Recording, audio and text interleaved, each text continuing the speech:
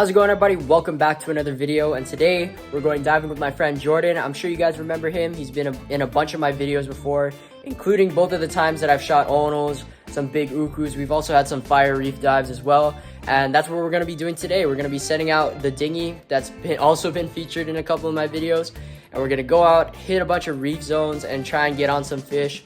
Not really sure. We're not really going for anything specific, but I'm almost 100% certain we're going to see some big goats, maybe some moose, stuff like that. So any of those would be nice. An uku would be nice as well, but the zones we usually go to don't really have that many big ukus, stuff like that. But I'll take anything. I just need some fish so I can cook it up. Been craving some fish recently, so we're going to go out, hopefully get on them, and that's today's video. I'll see you guys in the water. Shoots!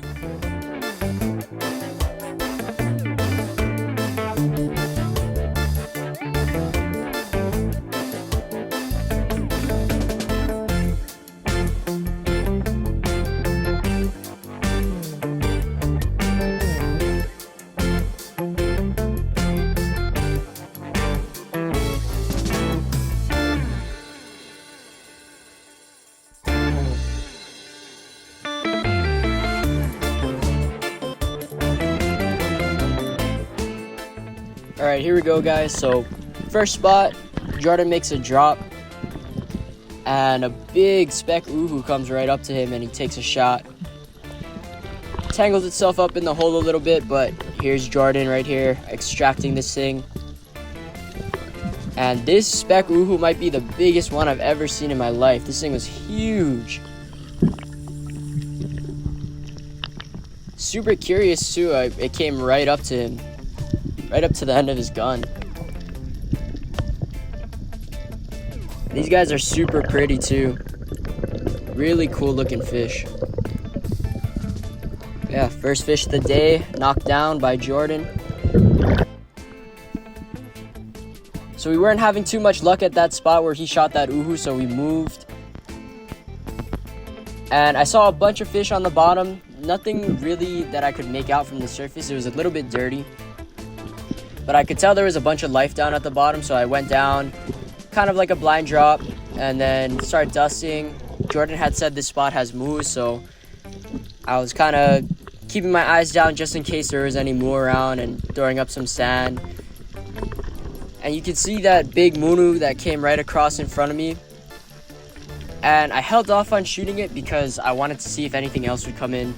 Maybe some ukus or moose, stuff like that, but I wasn't really seeing anything, so lined up on this munu, took a shot, and landed my first fish of the day. Not a huge one at all, but good eating size for sure. Got him right through the mouth too. Almost missed him.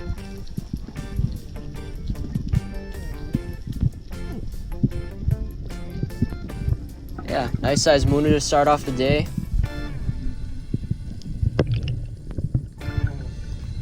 Like I said, we were seeing a lot of life at this spot. A lot of goats, I saw two pretty good sized ukus that were being super smart, but a lot of fish were around. And a couple of drops that I took, the munus were coming in super close to me. So I grabbed my 3-prong, and this is literally my first drop with the 3-prong. I swam back to where I saw the munus, and I look underneath this hole. You can see right there, there's two big omilus, and then they go over to this other ledge, and there's a third one in there. I think it's an omilu, might have been a small white, I'm not too sure. But I fully expected them to just take off out the other side of that hole because it wasn't really a cave, but it kind of looked like they were going to stick around for a little bit. So I stopped staring at them and I faced the other way. I didn't want to spook them, and I started focusing on trying to see if a big munu would come up to me. And I turn to my right here and I see this good sized Moana coming in. And I line up, completely miss. But my mind is still on those omilus that are in that hole. So I turn around and I take another look. And I see the tail of one kind of leave out the other side of the cave that's closer to that sand patch over there. So I was like, oh shoot. They probably left, they probably dug out. I was thinking in this moment when I shot the 3-prong, it probably scared them, but I went back to the dinghy, grabbed my gun, and went back down just to make sure. So I've made 2 trips back and forth to the dinghy. That was my first drop with the 3-prong. Went back, put it away, grabbed my gun, and I'm looking in the hole where I saw the omilus, and of course they're not there. There's that huge Roy in there, and I was gonna shoot him, but then he takes off to the right while I was looking to make sure the omilus weren't in there. I was like, ah, shucks. Should have brought my gun, should have just held on to my gun. But I just waited just in case, you know. As you can see, like I said, it's not really a cave, it's a pretty small hole. And then I turn around and I see their shadows in this other cave behind me. So I'm like, oh great, they're still around. So I start swimming my way or crawling my way over there, trying not to scare them. But as you can tell, they're being super calm, super docile. I can't believe they even stuck around. But there's 2 of them that are in there, the 2 bigger ones. And one of them starts to kind of face me here. So I line up really fast, take the shot. And unfortunately, didn't stone him, but he's kind of fighting. And the good thing too that I was kind of okay with was that I could see my shaft. So he wasn't running deeper into the hole and bending my shaft on the rocks or anything like that. But he kicks up a ton of sand. And I make my way up to the surface because I figured with all that sand in my way, there's no way I'm getting him out on this drop. But I breathed up for a little while and then start going back down to see what the situation is, how bad he's tangled up in there. As you can see, that big sand cloud is still lingering around. And I start making my way over to where I can see my shaft sticking out of the rock. You can see it right there. And I can't see anything at all. It's so dusty. But I grab my line and I start pulling on it just to see if he's actually tangled or not. And to my surprise, he's coming right out. He didn't even get tangled at all, which is like the best case scenario when you don't stone a lua or a milu like this. For them to not tangle you up in the hole is hardly ever happens to me. But really quickly, I just get a knife in his brain so that he can't, you know, make me eat my words on that and go and tangle himself again. And then I go back up to the surface because I don't know how bad my line is tangled up leading over to where I pulled the trigger from. So I figured safer to go up and get some air before going back down and trying to figure out what the situation is in terms of how bad my line is messed up. So I'm on my way back down.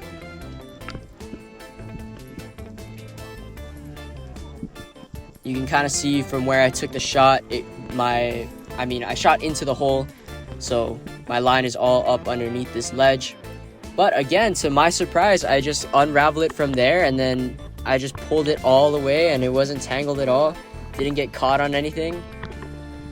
Probably the luckiest scenario that I've ever gotten after not stoning a big fish in a hole. And everything just came right out, nice and easy. I had already brained him, so he wasn't fighting me anymore. And yeah, super lucky on this one. Going back up with the omilu. He's a good size one, probably like a 14 pounder maybe, something like that. Maybe a little smaller, maybe a little bigger, I'm not sure. But definitely not a bad one. And I know there's a good amount of people out there that don't really like shooting omilus, but to me, omilus taste great. Especially as like katsu, you get a lot of meat off of them. They're not as ciguatera prone as whites are, I feel like, as white uluas are. So, and they taste better than white uluas in my opinion as well. And the other thing that was cool about this fish is I'm pretty sure, so you can see my shot, it started out like just behind the gill plate, but I think I broke his collarbone with my shot, and there's a lot of blood vessels behind there, and I think he bled out a good amount before I even got down to brain him. And so when I went to bleed him, barely anything was coming out because he had already lost a whole bunch of blood. So kind of cool. You can see his 2 side fins are kind of hanging off because the bone that connects them to the rest of his body is actually broken. And I think that's the first time I've ever done that. kind of unfortunate because it did tear a good amount of his meat that would have been fine to eat. But just an interesting thing that's never happened to me before. Like, you can see the shot placement is right where his collarbone would be. And I think it went straight through, so it broke both of them. That's why both of his fins are kind of hanging off like that. And that also might have been why he didn't fight super hard. Because, I mean, I would imagine it would be hard for him to swim super well if he couldn't operate those two fins. But yeah, good size one. Second fish of the day. Haven't shot a big omilu in a while, so pretty stoked on this guy right here.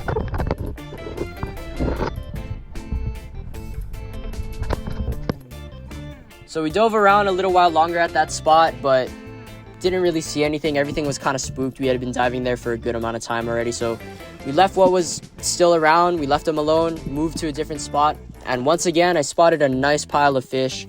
Bunch of pualus, polanis, maninis, kalas, all that kind, and you can see another big speck right there in the distance.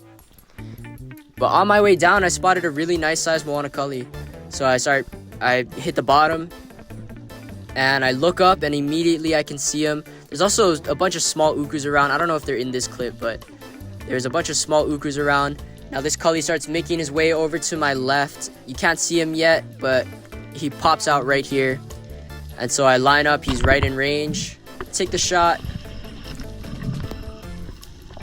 and I started chasing him down because I had a decent shot, but also because goatfish tear really easily. Their meat is really soft, so if they're fighting for too long and you have a shot on the mid body, it's going to tear through. It might not rip off, but it'll tear through a lot of that good meat that's on its fillets on the body. So I kind of chased it down so I could get a hold of it and just start pulling it up to the surface. I didn't want him fighting me for too long and just tearing himself up on my shooting line. Yeah, really nice size Moana cully. Definitely on the bigger side of ones that I usually see and on the bigger side of ones that I usually shoot, for sure. He was definitely close to 3 pounds. And these guys, just like I mentioned about the speck uhus, also beautiful fish. You can see those vibrant, iridescent blue colors at the edges of their scales and also on their fins, and they've got this really cool pattern around their eye as well. And for those who don't know, they get their name goatfish because they have those two little tentacles on the bottom of their jaw that helps them find food in the sand. Yeah, really nice size one. Like I was talking about, those really nice colors on their fins. I'm just bleeding him here. And also braining him. You can brain fish from inside their gills as well as through the top of their head. So yeah, really nice size cully here. And like I said, look at those colors on the edges of their scales. Super pretty.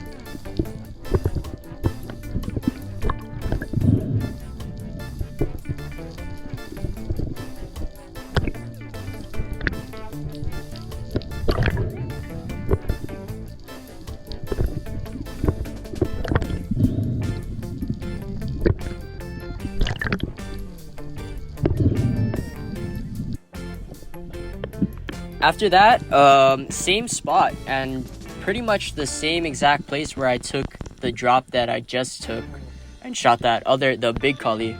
I saw 3 more nice size ones, not as big as the one I just shot, but 3 or 4, maybe 2 pounders came in cruising through that same exact area. You can see there's one right in front of me as soon as I hit the bottom, but he was a little too close. But he comes back around here after I scared him, and I get another chance to shoot at him.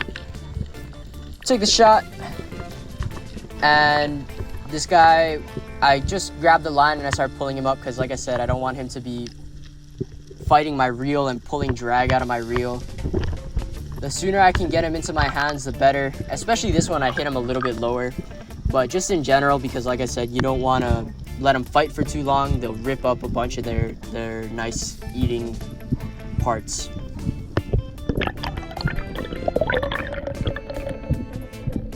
Yeah, another nice cully. Like I said, not as big as the first one, but still a good size one, maybe like a 2-pounder.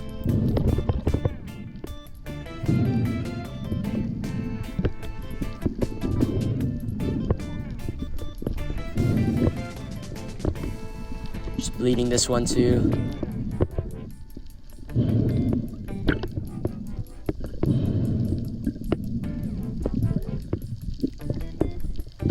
So 2 nice cullies, nice size munu and a nice size ulua, or not ulua, sorry, omilu.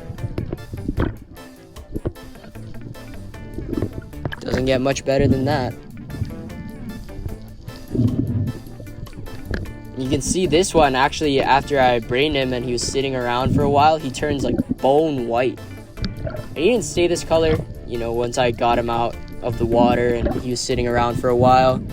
Started to change back to that kind of purple reddish color, but you can see the difference in these two right here. The smaller one is super white and the one on the bigger one is more of that classic reddish purple color that you see in Moana cullies after they've been dead for a little bit.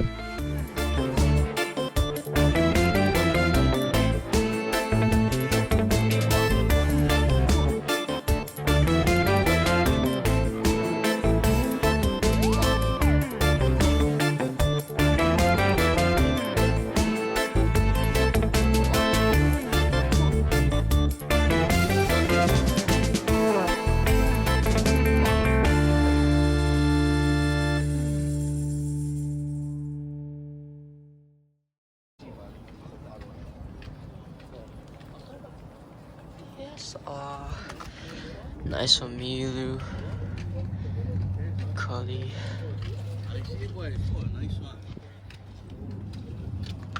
Yes, that's yours too. Alright guys, we got our fish here. Got this really nice size omilu.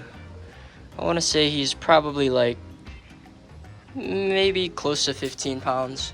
Then I got these 2 nice cullies. I gave the munu to Jordan, but this is a big cully. Definitely one of the bigger ones I've shot. Maybe, if I had to guess, a little under 3. This guy's a good size one too. Maybe like a 2-pounder. But yeah, if you look at this omilu, I actually broke his collarbone with my shot.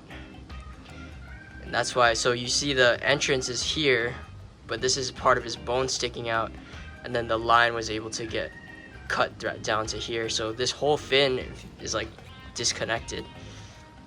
But I think that's part of why he didn't fight so hard, is because he couldn't really swim that well. His fin was broken, his collarbone was broken, but not complaining. Got some nice fish.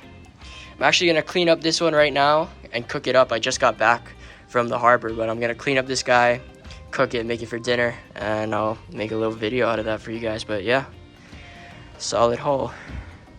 Yes, sir. All right, guys, so we're gonna get started cooking. We got all our ingredients right here. We got the smaller of the 2 Moana cullies. Then we got some lapchong, some green onions, and some ginger.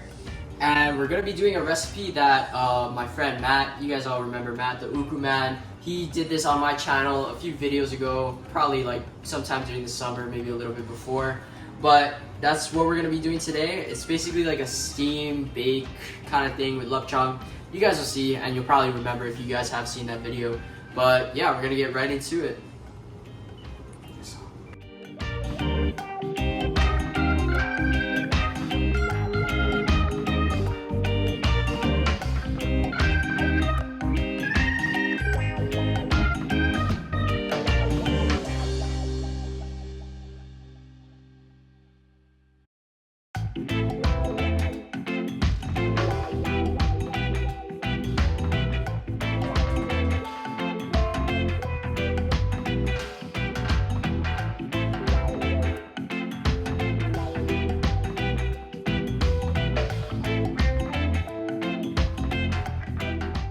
Chopped ginger, and then I added some garlic in there as well. Now we're just gonna chop up this lapchong, and then we'll be ready to stuff this Moana cully.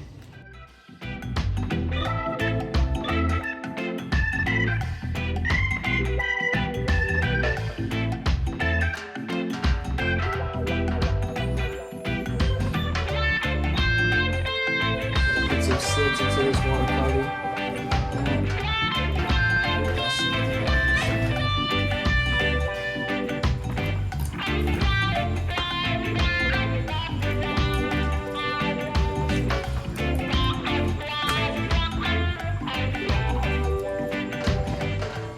Alright, so now we're gonna take our ginger and garlic mix.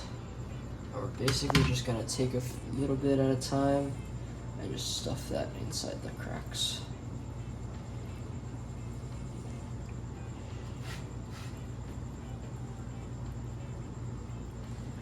Really want to get it down in there.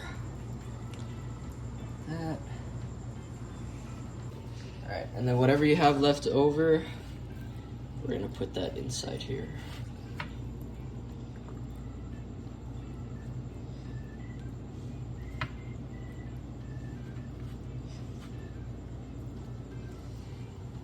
Now we're gonna go in with the lapchong and stick that wherever get room.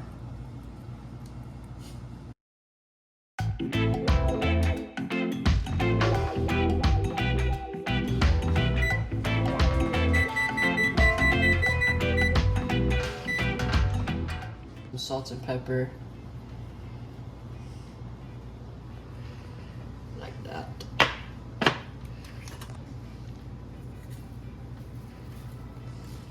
Then we're gonna put the rest of the lapchong on top here.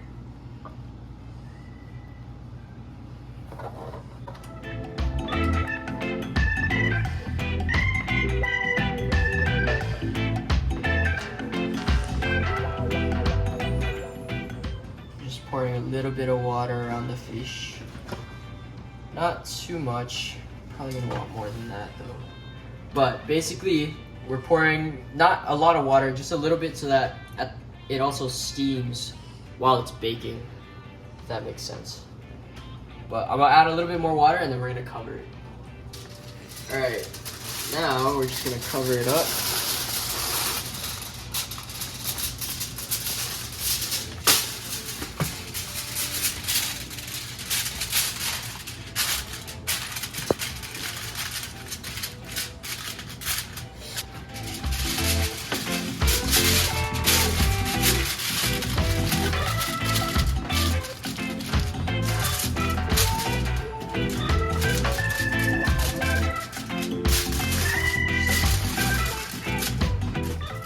Then we just wait for the oven to finish heating up, and we'll stick it in there.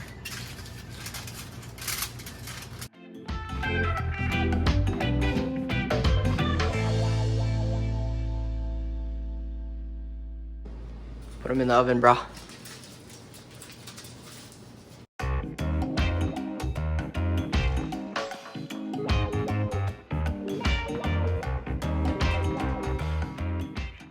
Alright, so while this goes, I'm putting it in for about 15 minutes. And while we wait for that, we're gonna heat up some peanut oil. There's the rest of this. Boom.